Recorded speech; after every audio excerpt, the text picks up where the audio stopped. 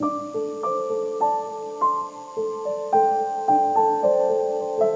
समाज, सज्जनों और देवियों, सदगुरु कबीर कहते हैं, रतन का जतन कर, माड़ी का श्रृंगार। आया कबीरा फिर गया, झूठा है अहंकार। बीजक के साखी प्रकरण की एक साखी है। रतन का जतन कर, माड़ी का श्रृंगार। आया कबीरा फिर गया, झूठा है अहंकार।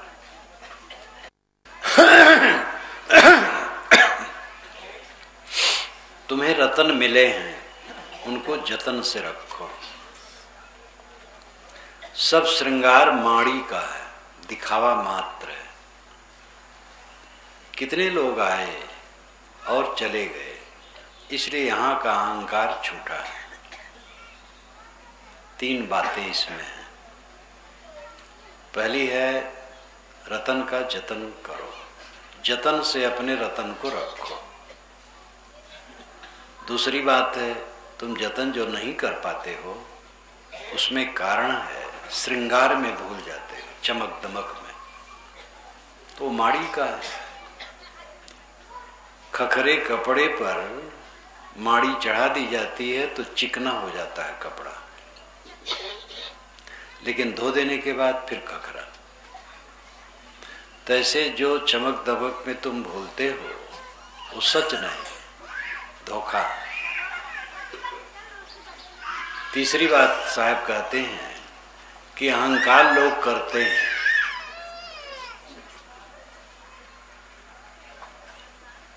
लेकिन अहंकार का आधार झूठा है। बड़े बड़े कहलाने वाले आए और चले गए, और अंत में अहंकार झूठा ठहरा। आदमी का सबसे बड़ा प्रमाद है जो ऐसे उत्तम मानव जीवन को पा करके वो जागता नहीं।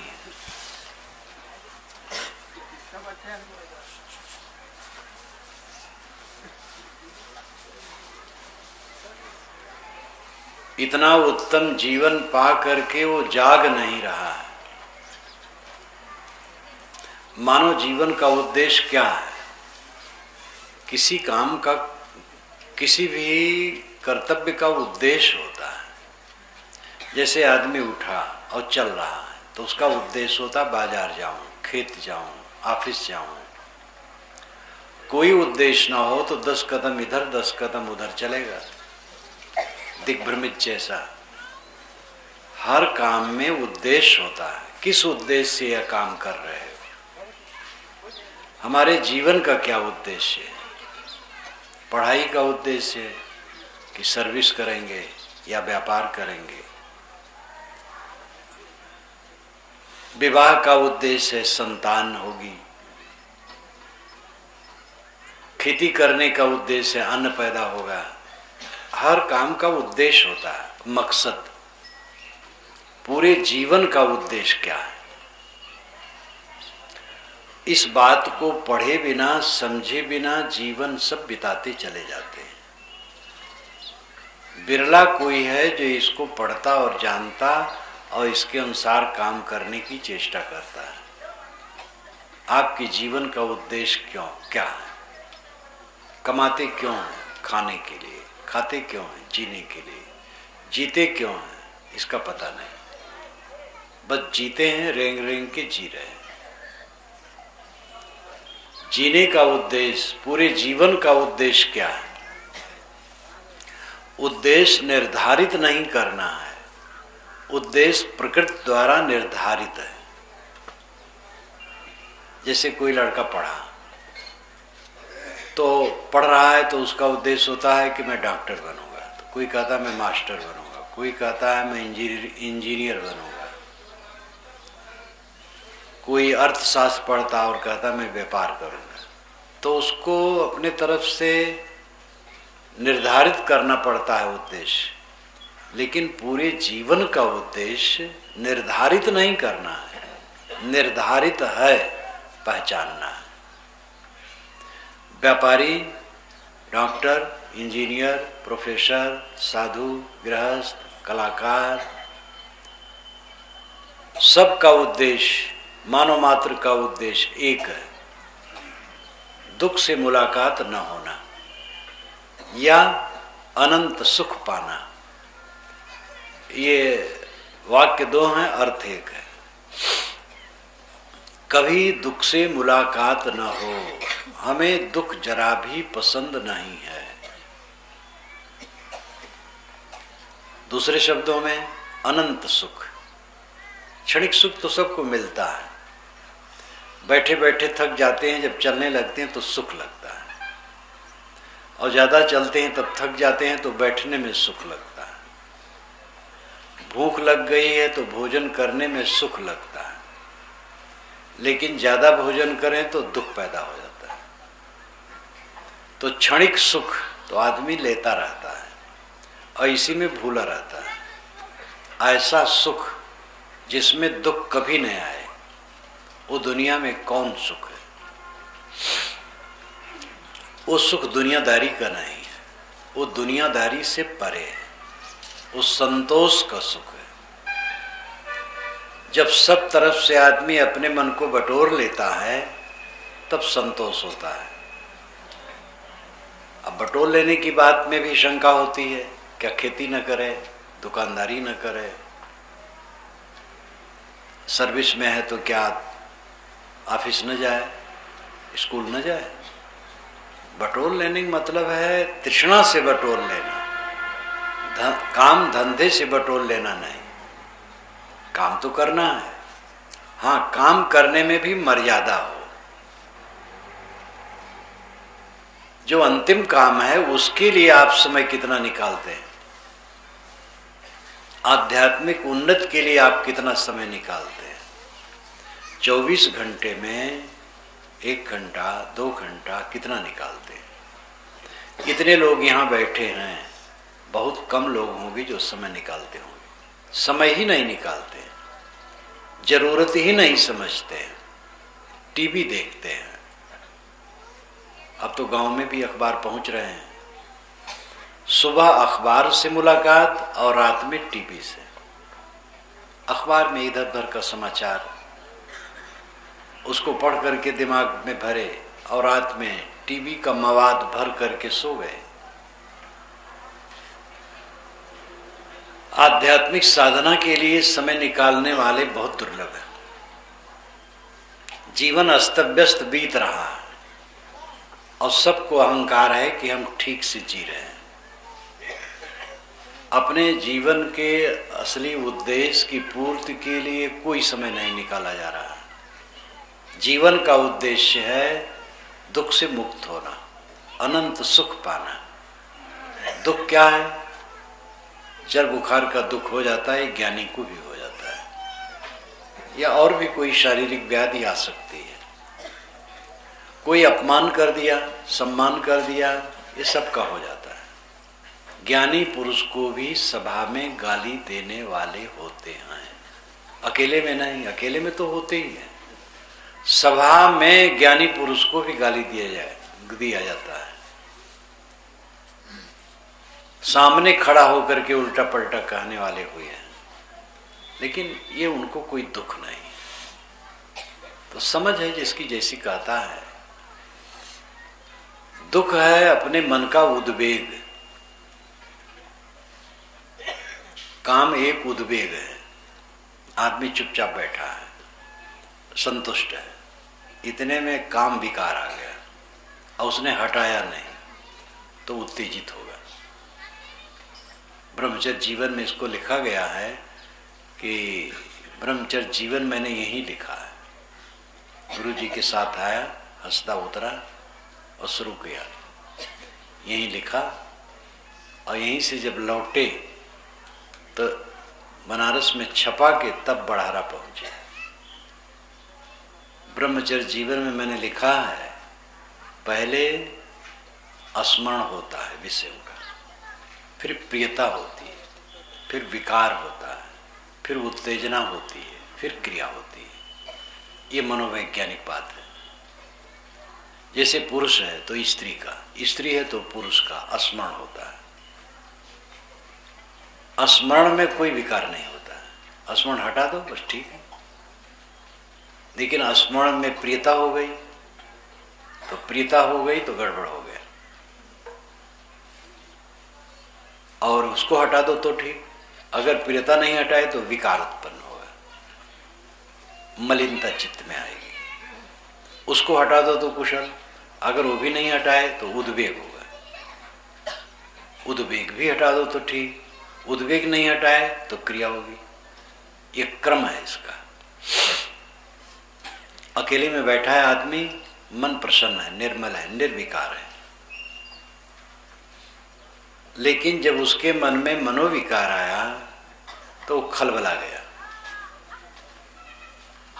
और उसे दूसरा चाहिए, परतंत्र हो गया, दुखी हो गया। ये उद्वेग। क्रोध आया तो दूसरे को नुकसान करने के लिए मन में विचार आया, ये उद्वेग। ईर्ष्या आई, किसी की उन्नत देख करके मन में जलन हो गई। इसी प्रकार के जितने उद्वेग हैं ये असली दुख है। ये दुख हमें बांधते हैं। शरीर में हमें कोई कष्ट हो जाए वो बांधता नहीं है, भोग है, क्षीण हो जाएगा, सा लिया जाएगा, फिर खत्म हो जाएगा। लेकिन अगर काम उद्वेग, क्रोध उद्वेग, मोह उद्वेग, लोभ उद्वेग, द्वेष उद्वेग, ईर्ष्या उद्वेग, ये उद्वेग आते हैं तो ये मन को जलाते हैं और बंधन बनाते हैं। शरीर में व्याधि हो जाए, विवेकवान सह लेते हैं उसको। मन उनका कोई गड़बड़ नहीं होता है, मन से प्रसन्न सह लेंगे, वो बंधन नहीं करेगा। हाँ, उसमें भी क्षोभ हो जाए तो बंधन होगा, क्षोभ नहीं होना चाहिए। और अच्छी स्थिति का मतलब यह है कि कोई भी स्थिति आए समता को प्राप्त हो। ज्ञान की जो पूरी अवस्था है उस समता की स्थिति है। वेद का वचन है, का मोह का शोक एकत्वम अनुपश्यति। एकत्वम अनुपश्यति, एकत्वम का मतलब एकता का भाव। अनुनाम पीछे, पश्यत नाम देखना। तो कहीं पीछे मात्र अर्थ होगा और कहीं अर्थ होगा बारंबार। बारंबार यहाँ अर्थ है बारंबार एकत्व देखना, लगातार एकत्व देखना। जो लगातार एकत्व देखता है उसको शोक कहाँ और मोह का, सुख और दुख, हानि और लाभ, जय और पराजय, अनुकूल और प्रतिकूल, सम्मान और अपमान, सब में जो समता को प्राप्त हो जाता है उसको दुख नहीं होता, बंधन नहीं होता है। का मोह का शोक एकत्वम अनुपश्यति। जो बराबर एकत्व देखता है सब में, क्षुब्ध नहीं होता है, तो उसको शोक मोह कहाँ है। हमारे जीवन का उद्देश्य है दुख से मुलाकात न होना, और ये हमारे वश में है। शारीरिक कष्ट तो ज्ञानी को भी आ जाए, कोई बात नहीं। मन का कष्ट न हो, मन का विकार न हो, मन का उद्वेग न हो, विवाद, कलह, द्वेष, ईर्ष्या, काम, मोह, लोभ, ये मनुष्य के मन को न काट पाए, ये जीवन की ऊंचाई है। लड़के बच्चे गलत हैं इसलिए हम क्षुब्ध हैं, अपनी कमजोरी है। जैसे हैं वो तैसे हैं। एक सज्जन इलाहाबाद में अफसर हैं, एक बार आए, प्रवचन सुन रहे थे सुबह का। जब मैं उठा तो आए, कहे साहब आज तो आपने मेरे ऊपर बोला है, सब कुछ मेरे ऊपर घटता है। तो पूछा क्या? मेरा लड़का क्षुब्ध हो गया, मैंने उसको कड़ा कह दिया तो और कड़ा कह दिया, तो मुझे बड़ा दुख हुआ। आज ही घटना है। अब आपने जो कुछ कहा है सब मेरी मरम्मत हुई है। संजोग से मैं यही कह रहा था कि भाई कोई कुछ कहे सह लो, अपने से छोटा है पद में, उम्र में, तो इसका मतलब तुम उसको छोटा क्यों मानते हो? सब मनुष्य बराबर है। सह लो, प्रेम से पेश आओ, प्रतिक्रिया में न पड़ो। आप प्रतिक्रिया छोड़ दो तो वह भी सरल हो जाएगा। उसके पश्चात उन्होंने जो अपना नियम बनाया तो उस नियम से वे बहुत सुधार पाए। और उनकी पत्नी दूसरे ढंग की है, कर्मकांडी है। अब वे स्वयं मेरी पुस्तकें पढ़ते हैं, इसलिए विचारक हो गए, पंडित जी हैं वो। कहते मेरी पत्नी साहब बहुत देवता पूजती है, अब उसको कैसे सुधारूं? मैंने कहा देखो सहयोग कर दो उनके पूजने में, कुछ सुधारने के चक्कर में ना पड़ो। आपके विचारों से वो सुधरेंगी तो ठीक है, सहयोग करो। तो कैसा है, वो भोजन बनाती हैं सुबह, क्योंकि ऑफिस जाना रहता है, और मैं उनके देवी देवताओं को धो पोछ करके फूल चढ़ा देता हूँ और बीजक का पाठ करता रहता हूँ। पंडित जी ने कहा मैं बीजक का पाठ करता रहता हूँ और उनके देवताओं को पोछ करके फूल चढ़ा देता हूँ, तो समझते हैं कि पूज रहे हैं। और मेरा तो बीजक पाठ चलता है, लेकिन ये कब तक चलेगा? मैंने कहा धीरे धीरे रास्ता मिल जाएगा। तो कहे लड़का से कैसा है? बहुत अच्छा है। अब तो मैं प्रयोग कर रहा हूँ, आपके कथनानुसार बहुत शांति मिली, बहुत कुछ ठीक चल रहा है। हम कहे बस अहंकार न करना। अब घर के मालिक हो, पैसा खूब कमाते हो और दबदबा है, मेरी बात माननी चाहिए, ये चलने वाला नहीं है। एक थानेदार ने मुझसे कहा कि साहब मेरा लड़का कहा नहीं मानता है, एक ही लड़का है, आप आए तो सेवा खूब करेगा, लेकिन मेरा कहा नहीं मानता है। फैजाबाद के थे वो। मैंने कहा उनसे आप थानेदारी झाड़ते होंगे? तो दूसरे थानेदार ने कहा अरे साहब खूब पैसा जमा किए, वो तो समझता है सब मेरा है, इनकी बात क्यों माने? तो मैंने कहा देखिए वो बाहर थानेदारी चलेगी, घर में नहीं चलेगी। लड़का तो समझता है जो कुछ बटोर के ला रहे हैं मेरा है। तो सब में कुछ कारण होता है, तब कार्य होता है। जब ये समझो कि सब मनुष्य बराबर है, मूल रूप से कोई अपमान नहीं चाहता है। छोटा जो कहलाता है वो लौकिक दृष्टि से छोटा है। साहब ने कहा है ऊंच नीच है मध्य की बानी, एक है पवन एक है पानी। ऊंच नीच बीच की भाषा है, मूलतः सब समान है। तो मनोविकार दुख देता है, दुख से मुक्त होना ये हमारा उद्देश्य है। सुख पाना हमारा उद्देश्य, केवल सुख मिले तो समझते हैं काम भोग में लगे रहो तो सुख है। अरे काम भोग को अगर वैज्ञानिक ढंग से देखें तो केवल संतान के लिए भोग नहीं।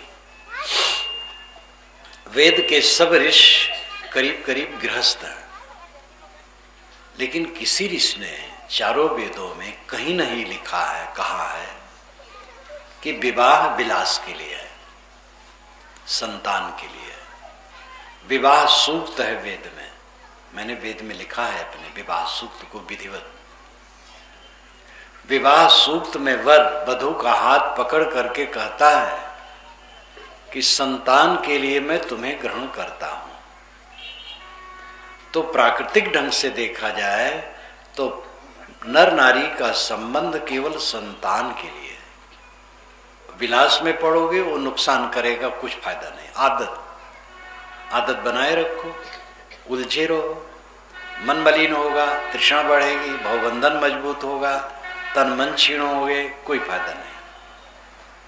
तो काम भोग में सुख खोजते हैं, जीव के स्वाद में सुख खोजते हैं, रूप में सुख खोजते हैं, पैसा खूब जमा करने में भी सुख खोजते हैं। कुछ लोगों की आदत होती पैसा खूब जमा करो। जमा करके क्या करोगे? जमा करो, खर्च करो। संग्रह खर्च के लिए होना चाहिए। कई आदतें हो जाती, वो आदतें खराब करती हैं। दुख से मुक्ति और अनंत सुख की प्राप्ति मानव जीवन का प्राकृतिक उद्देश्य है, बनाना नहीं है। हर जीव चाहता है केवल सुख मिले और दुख न मिले, लेकिन उसकी परिभाषा इतनी गलत है, हमें कोई कुछ कहे ना, हमारा कोई अपमान न करे, हमें कोई थोड़ा भी 10 से 9 न कहे, हर जगह हमारा सम्मान हो और इंद्रियों के भोग मिलते रहें, जो जो मैं चाहूं होता रहे, ये सब पागलपन के सिवा और कुछ नहीं है। बड़े बड़े लोगों का अपमान हो जाता है। पागल आदमी को कोई क्या करेगा? वो अपमान का शब्द कहेगा तो क्या करोगे? विवेकवान अभेद किला में रहता है, जिसमें कोई बमबारी नहीं हो सकती। आज की बमबारी तो किला वाला कोई महत्व नहीं, लेकिन जो पवित्र मन का अभेद किला है, उसमें कोई बमबारी नहीं हो सकती। ऐसा अपने को बनाओ। आंख, नाक, कान, जीभ, चाम, मन, बुद्धि, ये आपको रतन की तरह मिले। इसको जतन से रखो। इंद्रियों को बेजतन रखते हो। जब नशा तक सेवन करते हैं लोग, तंबाकू, बीड़ी, सिगरेट, पान, सुपारी, शराब, कबाब, ये तुच्छ चीजों को नहीं छोड़ते तो और क्या कहा जाए। इंद्रियों को संभाल करके रखो, रतन का जतन करो। अंततः रतन आपका आत्मा है। आत्मा को जतन से रखने का अर्थ है इंद्रियों को संभालना। चित्त जैसे पुरुष शुद्ध है, वैसे जब चित्त शुद्ध हो जाता है तब कैवल्य हो जाता है। ये पतंजलि महाराज ने योग दर्शन में कहा। जैसे पुरुष शुद्ध है, वैसे जब चित्त शुद्ध हो जाता है तब कैवल्य हो जाता है। पुरुष नाम आत्मा। पुरुषेते पुरुषः, शरीर रूपी पुर में शयन करने से इस आत्मा को पुरुष कहते हैं। और इससे भी अधिक जबरदस्त अर्थ है, जो आगे आगे ज्ञान प्रकाश करे वो पुरुष है। पुर उष, ये 2 पद मिलकर के पुरुष शब्द बनता है। पुर उष, पुर नाम आगे, उष नाम जलाना। इसीलिए उषा, सूरज की आभा को उषा कहते हैं। जब सूरज उगता नहीं है, उसके करीब करीब 1 पौन घंटा के पहले जो आभा निकलती है पूरब तरफ, उसको उषा कहते हैं। उषा नाम जलाने वाली और उष नाम जलाना। पुर उष, आगे आगे जलाना, पुरुष का अर्थ होता है। ज्ञान का प्रकाश आगे आगे करता जाए वह पुरुष है। तो जीव आगे आगे ज्ञान का प्रकाश करता जाता है, वो हरदम जानता रहता है। जानना उसका धर्म है, इसलिए उसको पुरुष कहते हैं। तो ये चेतन आत्मा पुरुष है। जब स्वभाव से शुद्ध है, जब चित्त शुद्ध हो जाता है तब कैवल्य हो जाता है। चित्त की मलिनता से कष्ट होता है। सुख उद्देश्य है, अनंत सुख, और संतोष के बिना वो कभी नहीं मिलता। अब आज अगर संतोष नहीं है तो कभी संतोष नहीं मिलेगा। लोग कहते हैं कुछ दिन के बाद संतोष करूंगा। एक युवक ने इसी नवापारा में कहा था, 77 में, अध्यापक था, 20 वर्ष की उम्र थी, 22 वर्ष की। कहा साहब मैं 80 में विरक्त होके आपके साथ चला चलूंगा। मैंने कहा बेटा जहां हो वहां काम करो, ये प्रतिज्ञा ना करो। जो आगे विरक्त होगा ना वो विरक्त होगा, जो आगे भक्ति करेगा ना वो भक्ति करेगा, जो आज भक्ति करेगा वो भक्ति करेगा, जो आज वैराग करेगा वो वैराग करेगा। तुम धोखे में हो। तो मुस्कुराने लगा। तो 21 में जब वो एक जगह मिला, सकरी में, बुगुल सकरी भैंसा के पास, तो बहुत लजाया था। मैंने कहा बेटा क्यों लजाते हैं? कुछ बोले नहीं। जब मैं प्रवचन करके बाहर गया, अंधियारा था, घूम रहा था मैदान में, वो दौड़ा गया और मेरी कमर कस के पकड़ करके जोर से रो पड़ा। मैंने कहा क्या परेशानी है बेटा? कहे साहब गत बरस शादी हो गई। हमके बड़ी खुशी हुई, चेला के साथ मुझे चेली मिल गई। अरे भाई, दो धारा है, विरक्त गृहस्थ।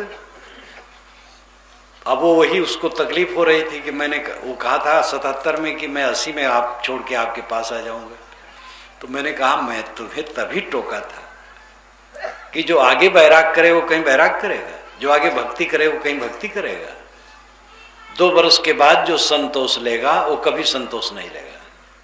आज जो संतोष लेगा वो सब समय संतोष लेगा। आज का समय धोखा है मन का। आज संतुष्ट हो, परिश्रम करो, जो मिले उसमें संतुष्ट रहो।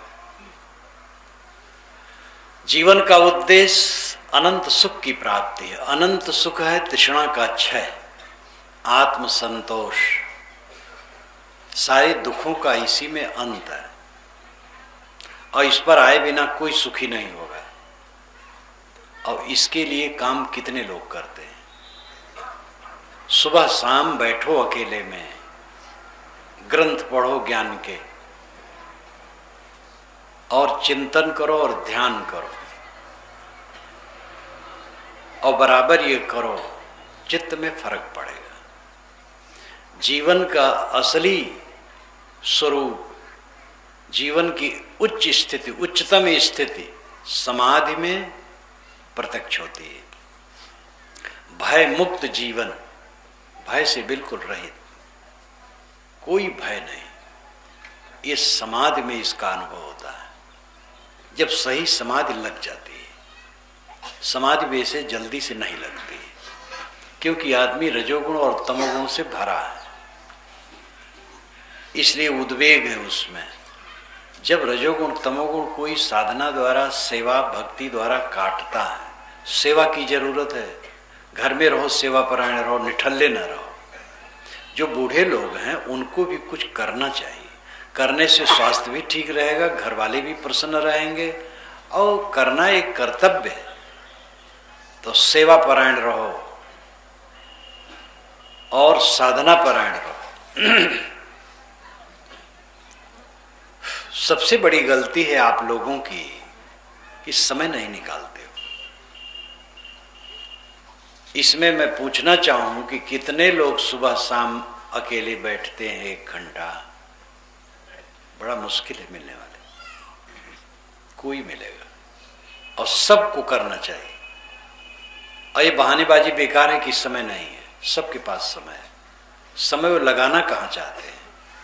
पंडित जवाहरलाल नेहरू जब प्राइम मिनिस्टर नहीं थे तब भी बहुत व्यस्त थे, और प्राइम मिनिस्टर हो गए तब तो और व्यस्त हो ही गए, लेकिन रोज वे व्यायाम करने के लिए समय निकालते थे। समय कैसे नहीं, समय का महत्व समझो, समय मिलेगा।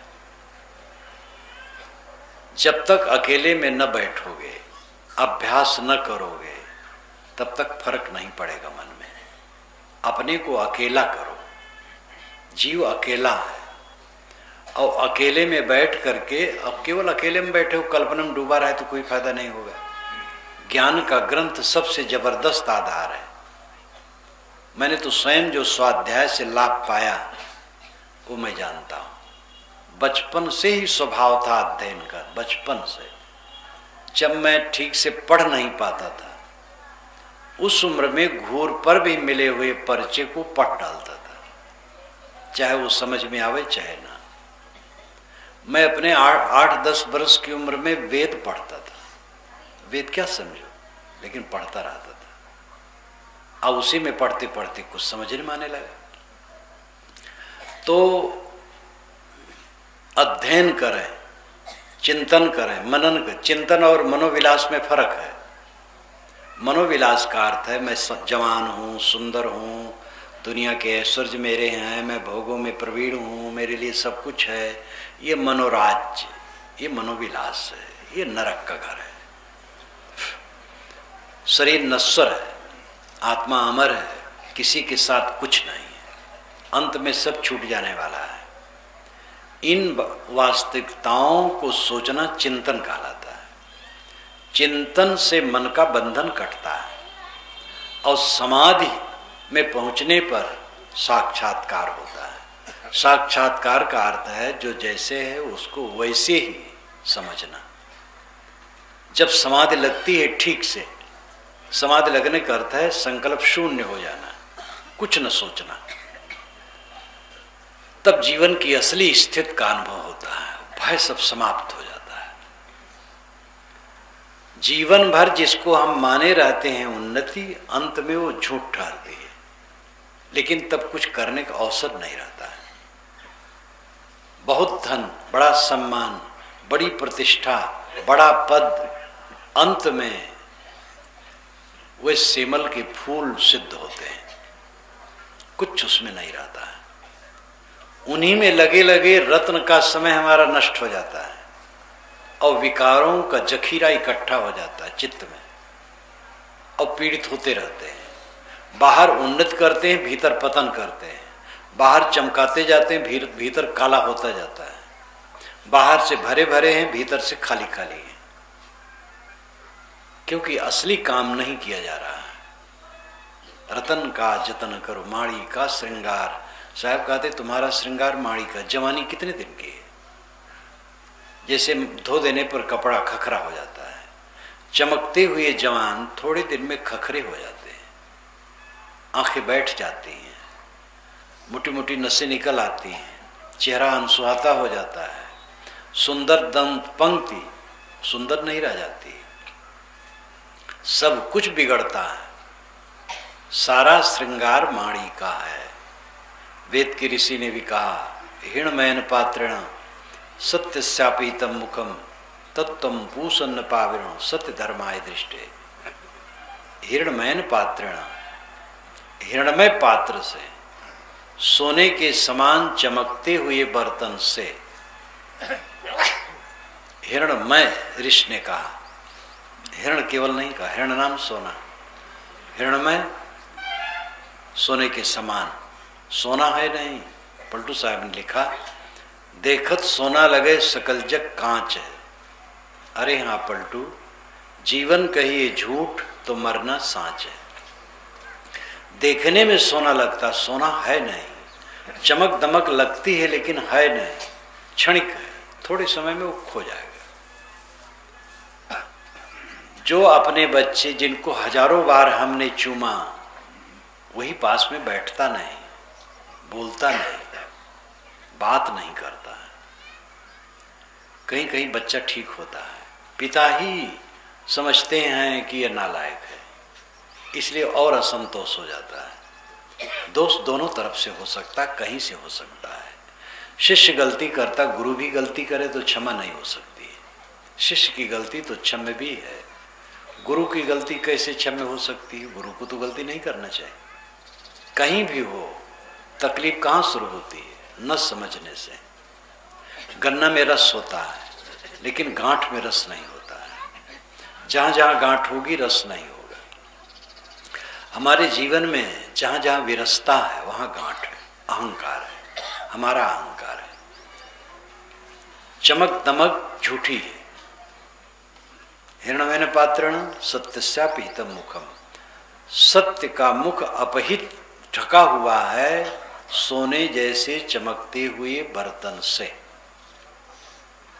झूठी चमक दमक से सत्य का मुख ढका है। सत्य है आत्मा, सत्य है पवित्र रहनी, और इसका मुख ढका है झूठी चमक दमक से।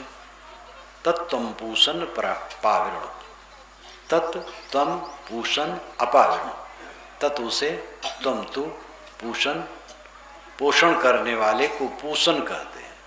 सूरज को पूषण कहा जाता है क्योंकि सारी सृष्टि का पोषण करता है, किरणों द्वारा सृष्टि को मजबूत करता है, पकाता है, और किरणों द्वारा ही पानी को ऊपर उठाकर बादल बनाकर बरसाता है तो सृष्टि हरी भरी होती है। इसलिए सूरज को पूषण कहा गया है। किंतु हमारे जीवन में पोषण कौन है? आत्मा। सारे ज्ञान विज्ञान का पोषक कौन है? आत्मा। आत्मा पूषण है। ऋषि कहते हैं तत्त्वम पूषण अपूषण अज्ञान विज्ञान का पोषण करने वाला आत्मा तत्तम अपाविरुण, उसे तू हटा दे। क्यों हटा दे? सत्य धर्माय दृष्टे, सत्य और धर्म के दर्शन के लिए। सत्य आत्मा है, धर्म पवित्र रहनी है। कबीर साहब ने कहा, कहीं कबीर सत सुकृत मिले तो बहुर न झूले आन। जिसको सत मिल जाता और सुकृत मिल जाती वो फिर भटकता नहीं। सत है स्वरूप बोध, सुकृत है पवित्र रहनी। भटक रहे हैं हम, कुछ पता नहीं कि हम कौन हैं, जीवन का लक्ष्य क्या है, रेंग रहे हैं। आजकल में मर गए, भटकते रहे, भटक रहे हैं। आप शुद्ध बुद्ध चेतन है, परम तत्व है, ब्रह्म ईश्वर परमात्मा खुदागाड शब्दों से, परम तत्व शब्दों से जो व्यक्त किया गया है वो आप ही का स्वरूप है। आपके अलावा कोई परम तत्व हो सकता है? धर्म के क्षेत्र में ये बड़ा अनर्थ किया गया है कि जीव तो तुच्छ है। जीव तुच्छ है तो श्रेष्ठ कौन है? जीव तुच्छ नहीं, जीव ही ने सारे ज्ञान विज्ञान की खोज की है। जीव तुच्छ नहीं है, जीव ही महान है। ये मनुष्य जीव ही ने सारे शास्त्रों की रचना की है, सारे ज्ञान विज्ञान का विकास किया है, सारे देवी देवताओं का सृजन किया है, सारे ईश्वर भगवानों की कल्पना की है। ज्ञान विज्ञान कह देने से जहां तक मनोव्यापार का विषय सब आ जाता है, और ये मनुष्य का रचा हुआ है। इसलिए मनुष्य बड़ी हस्ती ज्ञान की क्या हो सकती है? लेकिन आदमी ने स्वयं अपने अज्ञान से दुर्भाग्य पैदा किया कि जीव तो तुच्छ है, मनुष्य तुच्छ है। ये समझो कि आप महान हैं, आप शुद्ध बुद्ध चेतन हैं, अमर आत्मा है। आप में कोई दुख नहीं, कोई पीड़ा नहीं, कोई संताप नहीं। ये बनाया गया है संताप, मान मान करके चारों तरफ आसक्ति बना बना करके संताप पैदा किया गया है। और इस संताप को आप ही को मिटाना है, कोई मिटाने वाला नहीं है। गुरु प्रत्यक्ष है, संत प्रत्यक्ष है, लेकिन वे भी केवल राय देंगे, उपदेश देंगे। करना पड़ेगा आपको, दवाई आपको खाना पड़ेगा, तब रोग दूर होगा। आपके लिए कोई भोजन बना सकता, लेकिन खाना आपको पड़ेगा। आपके सिर पर बोझा है, कोई ले सकता है, आपका सर हल्का हो गया, लेकिन आपके मन में राग द्वेष है, वो कैसे कोई ले लेगा? बताएगा, उपदेश करेगा, उसके उपदेश से आपको हल्का करना पड़ेगा। विपत्ति हम अपनी काहे सुनावें, सदगुरु विशाल साहब ने कहा है, निज कर सब दुख उत्पत्ति कीने नहीं कोई और बनावे। अपने हाथ से हमने सारा दुख उत्पन्न किया है, हमारा दुख किसी ने बनाया नहीं, हमारा बनाया है। अपने जाल बिछाई के आप फंसे मतिमंद, कहाँ रोग कहाँ औषधि, कैसे मिले आनंद। ये श्री निर्मल साहब ने कहा, सभी संतों ने कहा है, सबका ये अनुभव है। हमारा अपना बनाया दुख है और हमें भी उसको मिटाना है। तो रतन का जतन करो। ये रतन शरीर, इंद्रिय और मन आपको मिले हैं, जतन से रखो। जतन से न रखोगे तो इन्हीं द्वारा आपको फांसी लगेगी। जिससे मोक्ष मिलना है वही आपके लिए बंधन का कारण बनेगा। अपना मन, अपनी इंद्रियां अपने शत्रु बन करके बैठ जाएंगे। हमारे अपने दुष्कर्म हमारे गले की फांसी बनते हैं, हमारे अपने सत्कर्म हमारे कल्याण के साधन बनते हैं। इसलिए अपने पर हमें ध्यान देने की आवश्यकता है। अपने को संभालो, सुबह शाम समय निकालो, एक एक घंटा दोनों टाइम निकालो, बहुत अच्छा। कोई बहुत व्यस्त हो, आधा आधा घंटा निकाले और इसके लिए आधार बनावे अध्ययन, चिंतन और ध्यान का, तो प्रगति निश्चित ही होगी। माड़ी का श्रृंगार, सब श्रृंगार माड़ी, जिसमें लुभाते हो किसी का रहने वाला नहीं। अभी हमारे मुख्य गुरुजन थोड़े दिन में चले गए, सदगुरु विशाल साहब के गए तो थोड़ा ज़्यादा समय हुआ, लेकिन बुरहानपुर के साहब, हमारे गुरुजी बाराबंकी के साहब, श्री प्रेम साहब, ये सब मुख्य गुरुजन थोड़े दिन में आगे पीछे चले गए। उनका क्या रहा? गृहस्थ लोग जाते हैं, विरक्त लोग जाते हैं, जिन्होंने कामना का त्याग किया, आत्म शांति पाई, वो तो धन्य हो गए। जाना तो सबको है, चाहे सिंहासन पर बैठ करके जाए, चाहे जंजीर में बंध के जाए। आए हैं सो जाएंगे राजा रंग फकीर। एक सिंहासन चढ़ चला, एक बंधा जंजीर, जंजीर में बंध के न जाओ। अभी मरने का समय आ जाए और मन व्याकुल हो जाए तो जंजीर में बंध गए। मरने का समय आए तो लगे ही ना कुछ हो रहा है, मरना तो कुछ है ही नहीं, सांस आती जाती टूट जाए, बस खत्म। मैं जहां का तहां हूं, मैं जो हूं सो हूं, मेरा छूटता क्या है? मेरा कुछ छूटना ही नहीं, जो मेरा है छूटता नहीं, जो छूटता है वो मेरा नहीं। संग चले जो सो धन है, संतो छूट जाए सो माया। अब इन सब बातों पर जब बराबर चिंतन करे, मनन करे, सोच करे, तब मन में लकीर पड़े तो पुराना अध्यास कटे, आध्यात्मिक उन्नति हो। सोचते ही नहीं, बस सुबह अखबार, कितने लोग तो अखबार में 2-2 घंटे लगे रहते हैं, और रात में टीवी, दोनों भयंकर नुकसानदेह। व्यवहारिक लोगों को अखबार पढ़ना चाहिए, ठीक है, थोड़ा पढ़े, और टीवी उवी कोई खास चीज, कोई ज्ञान की बात हो, कुछ समाचार हो, थोड़ा देख सुन ले।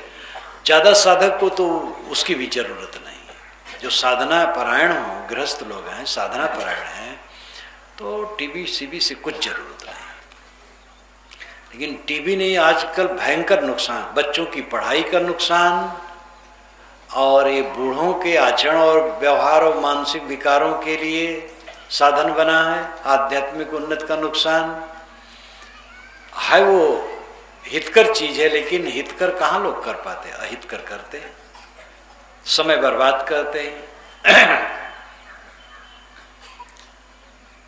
अपने को संभालो। आया कबीरा फिर गया, झूठा है अहंकार। किसका अहंकार आपको है? आपका क्या है? अकेले में बैठ के सोचो। अगर आप स्थिर होकर सोचेंगे तो लगेगा हमारा एक कण भी इस दुनिया में नहीं, और ये गूढ़ तत्व नहीं है। आत्मा विषय में तो गूढ़ तत्व है। स्वयं को समझना मुश्किल होता है। दूर की चीजें दिखती हैं, निकट की नहीं। हम अपनी आंखों से चांद सितारे को भी देखते हैं। यहां से तो हिमालय नहीं दिखता, लेकिन अवध क्षेत्र से हिमालय की पट्टी पूरी दिखाई देती है, वहां से बहुत नजदीक हो जाता है। तो चांद सूरज तो बहुत दूर है, लेकिन हम आंख से देखते हैं। लेकिन आंख में लगे हुए कज्जल को हम नहीं देखते। आंख में ही जो पास में पलक है, भौं है, इसको नहीं देखते हैं, क्योंकि अति निकट है। आत्मा तो स्वयं है, उसको कैसे देखें? एक प्रवक्ता संत ने मुझसे कहा, महाराज जैसे देह प्रत्यक्ष दिखाई देता, आत्मा क्यों नहीं दिखाई देता? तो मैंने कहा, ये बोलता कौन है? कौन पूछ रहा है? आत्मा ही तो। क्या आप नहीं हैं? आप अपने ऊपर लौटिए कि कौन देह को देखता है। देह का देखना छोड़ो, अपने में आ जाओ समाधि में, फिर अनुभव हो जाएगा। तो समाधि में तो लोग जाना नहीं चाहते हैं, बुद्धि द्वारा आत्मा को देखना चाहते हैं। जब सब देखना बंद होता है तब आत्म साक्षात्कार होता है। संतोष सहज समाधि भली, जो सदगुरु ने कहा, या सहज ध्यान रहो, सहज ध्यान रहो, तो आपका सहज स्वरूप क्या है? चेतन। चेतन मात्र रह जाना सहज समाधि। यही बात श्रुति कहती है, यदा पंचावतिष्ठन्ते ज्ञानानि मनसा सह बुद्धिश्चाना विचेष्टत तामाहु परमाम गतिम। पांचों ज्ञानेन्द्रिय मन और बुद्धि जब शांत हो गए तो ये परम गति है। कुछ पाना नहीं है, पांचों ज्ञानेंद्रियां मन और बुद्धि शांत हो जाए। यदा पंचावतिष्ठन्ते, यदा नाम जब, पंचावतिष्ठन्ते, पांच अवतिष्ठित स्थित, वो आंख नाक कान जीभ चाम है। मनसा सह, मन के सहित, बुद्धिश्चा और बुद्धि भी, न विचेष्टित, नहीं चंचल होते हैं। ताम, उसे आहु कहते हैं परमाम गतिम, परम गति। पांचों ज्ञानेंद्रियां शांत हो गई, मन शांत हो गया, बुद्धि वितर्क से रहित, शून्य शांत, ये परम गति है। तो कुछ पाना परम गति नहीं है, स्थिर हो जाना, अपने आप में तृप्त हो जाना परम गति। यही उच्चतम स्थिति है मनुष्य की। आत्म संतुष्ट हो जाए, जो तू चाहे मुझको छाड़ सकल की आश, मुझे ही ऐसा हुए रहो, सब सुख तेरे पास। साहब ने कहा अगर तुम मुझे चाहते हो तो जैसे मैं निष्काम हूं वैसे तुम भी निष्काम हो जाओ, बस सब सुख तुम्हारे पास है। तो कामना के बस तुम दरिद्र बने रहते हो, कामना छोड़ दो, दरिद्रता खत्म। ये कोई साधु के लिए उपदेश ऐसी बात नहीं है। जो अनंत सुख चाहे उसी के लिए, गृहस्थ हो, विरक्त हो, स्त्री हो, पुरुष हो, जो अपने जलते हुए चित्त को शीतल कर देना चाहता है, जो अगाध अमृत सागर में निमज्जन करना चाहता है, उन सब के लिए उपदेश यही है।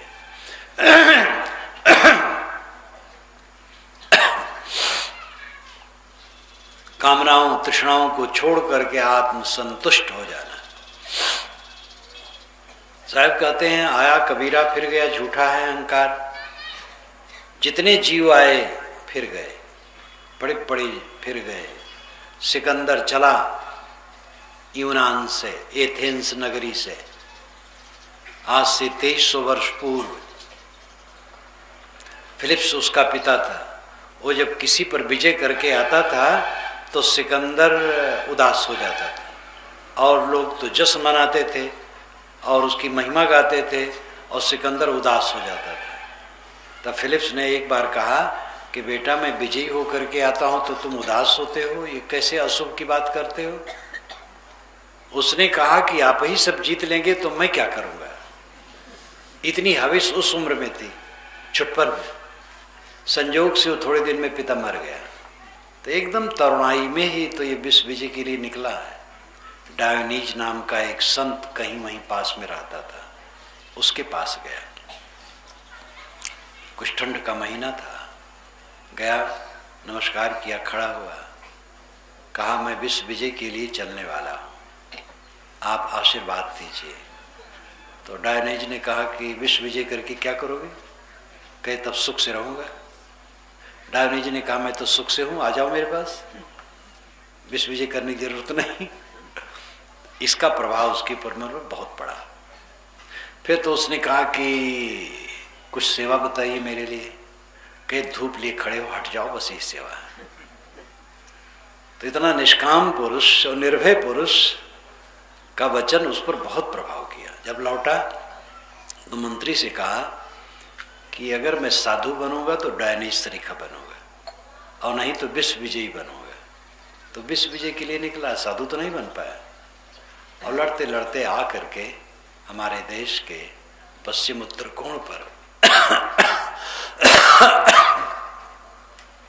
पुर नाम के राजा से लड़ाई हुई। हमारे देश के पुर नाम के राजा थे, उनसे लड़ाई हुई। पुर यद्यप हारे, लेकिन सिकंदर की सेना भी थकी और उसने लोहा डाल दिया, और अंत में लौट जाना पड़ा और रास्ते में मर गया। इकट्ठे कर जहां केजर सभी मुल्कों के माली थे, सिकंदर जब गया दुनिया से दोनों हाथ खाली थे। अहंकारी आदमी को अंत में पछतावा होता है तो कुछ कर नहीं पाता है। बहुत धन बटोरा, कुछ लोगों को धन बटोरने का नशा चढ़ जाता है और रो के उनको जाना पड़ता है। कुछ लोगों को परिवार बढ़ाने का, कुछ लोगों को सम्मान पद प्रतिष्ठा की ख्वाहिश, कोई सनक होती है, और ये सनक पीछे पीड़ा देती है मरते समय कि अपना काम नहीं किया है, धोखे में गया, और सब धुल जाता है, कुछ नहीं रह जाता किसी का। आया कबीरा फिर गया झूठा है अहंकार।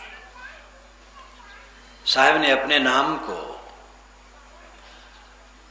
अन्य पुरुष के रूप में अनेक बार प्रस्तुत किया है। यहां कबीरा से अर्थ मानव मात्र प्राण मात्र के लिए उन्होंने प्रयुक्त किया। इस संसार में मनुष्य आए और चले गए, अहंकार झूठा है, इसलिए रतन का जतन करो।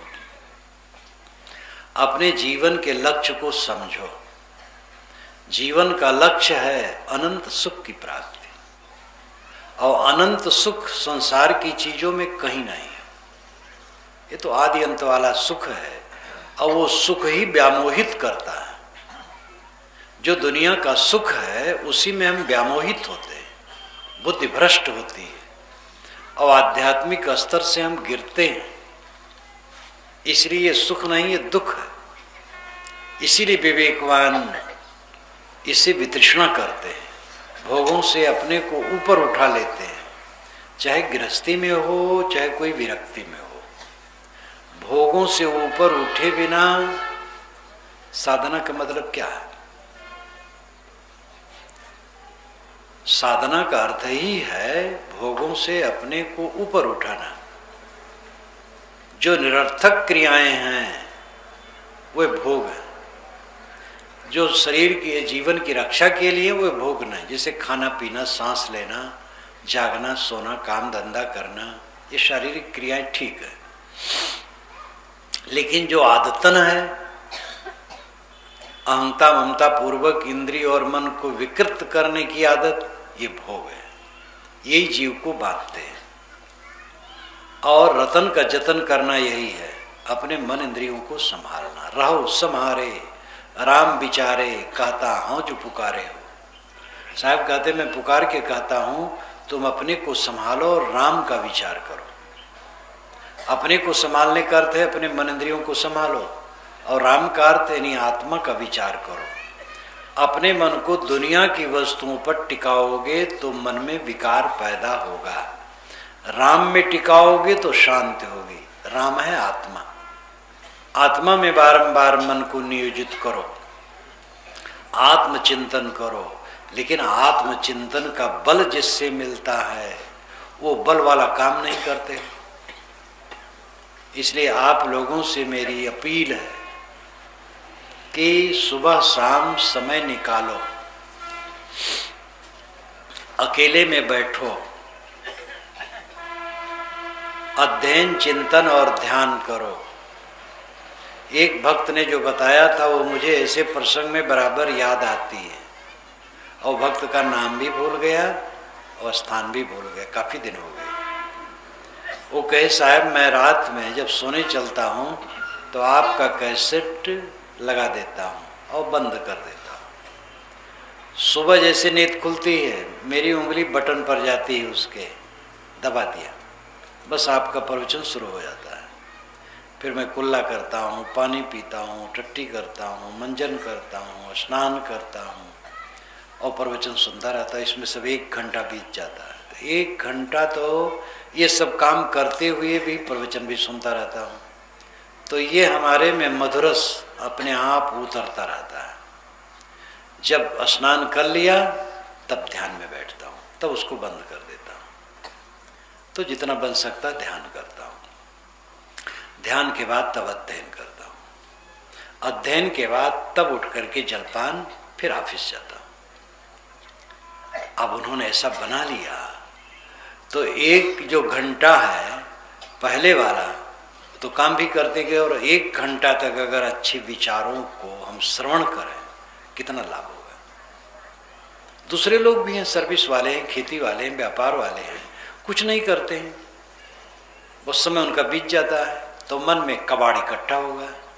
कबाड़ इकट्ठा होने के साधन आपको नींद खुलते ही सर्वत्र उपलब्ध है। कहीं पत्नी ने कुछ ठीक नहीं किया, गुस्सा आ गया, कहीं लड़के पर गुस्सा आ गया, कहीं नौकर पर आ गया, कहीं मोह उत्पन्न हुआ, कहीं काम उत्पन्न हुआ, कहीं लोभ उत्पन्न हुआ। तो जो जगत प्रपंच है वो तो नींद खुलते ही सामने है, और मन प्रपंच है अंदर से वो जाग करके खड़ा हो गया। तो कबाड़ आने का की संभावना सर्वत्र है। निर्मलता है, इसके लिए तो जब अभ्यास करेंगे तब होगा। अब अभ्यास करते ही नहीं है, तब कैसे काम बनेगा? बस जिंदगी बीतती जाएगी और कभी संत की वाणी सुने तो महसूस हुआ, कभी कोई तकलीफ हुई तो महसूस हुआ, और अंत में मरते समय पछता के चले गए। इसलिए पहले काम करना शुरू करो, रतन का जतन करो, माड़ी का श्रृंगार। आया कबीरा फिर गया झूठा है अहंकार। मन और इंद्रियां रतन है, इनको जतन से रखो, खराब न करो। जतन यतय क्षीण दोषा, श्रुत वचन भी है, यतय क्षीण दोषा। यतन करते करते दोष क्षीण होते हैं, साधना करते करते मन के बंधन कटते हैं, एक लागे नहीं कटते। रोज सोचो, रोज विचारो, अपने दुर्गुणों पर कोप करो, क्रोध करो। क्यों होते? प्रथम साधना में मनोविकार जब मेरे मन में आवे, एक दिन मेड़ पर चलते चलते जोर से कोप किया मन पर, ये मनोविकार क्यों आते हैं? ऐसा ब्रेक लगा, उसके बाद तो इतनी बढ़िया साधना फिर चलने लगी। क्या पूछना, अपने को देखना है अंदर। जब तक अपने को न देखोगे वो दशा नहीं आएगी। और पूरी स्थिति में ऐसी दशा हो जाती है कि नींद खुली और रात में सोए, बीच में पूरा मन निर्मल। ये पूरी अवस्था है, पूर्ण अवस्था है, पूरी जागृत निर्मल मन। सावधान इसमें भी रहना है, क्योंकि मन, इंद्रिय, शरीर, संसार सामने है, तो सावधान तो उस समय भी रहना है। लेकिन ये सुबस अवस्था है और ये मनुष्य की बस की बात है। आप कल्पना करो, आपके मन में क्रोध, काम, लोभ, मोह नहीं उठते हैं, उद्वेग नहीं आते हैं, कोई तृष्णा मन में नहीं आती है, कितना सुख होगा। अमृत की धारा अंदर में बहेगी। अगाध अमृत की प्राप्ति यही है, सुधा यही है, मधु यही है। भिन्न भिन्न शास्त्रों में भिन्न भिन्न ढंग से कहा गया है। बाहर अमृत कहीं नहीं, जहर है, अमृत नहीं। जिससे खा करके आदमी मर जाए ऐसा जहर है, अमृत नहीं कि खा करके अमर हो जाए। अगर अमृत है तो व्यवहारिक दृष्टि से अन्न अमृत है। अन्न के बिना, अन्न का अर्थ है भोजन, उसके बिना नहीं चलेगा। और भी व्यवहारिक ढंग से मीठे वचन अमृत है। मीठा वचन बोलो, सब तरफ सुख होगा।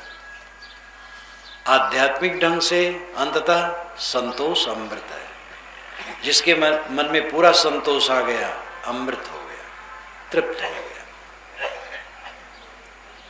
तो हम और आपको चाहिए कि रोज समय निकालें, नियमित समय निकाल लो। अपने घर में एक जगह ऐसी बनाओ जहाँ हवा प्रकाश हो, वहाँ ग्रंथ रखो, आसनी रखो, और सुबह उठ करके वहाँ अगरबत्ती जला लो, सुगंधी हो जाए, और ध्यान में बैठो, चिंतन करो, अध्ययन करो।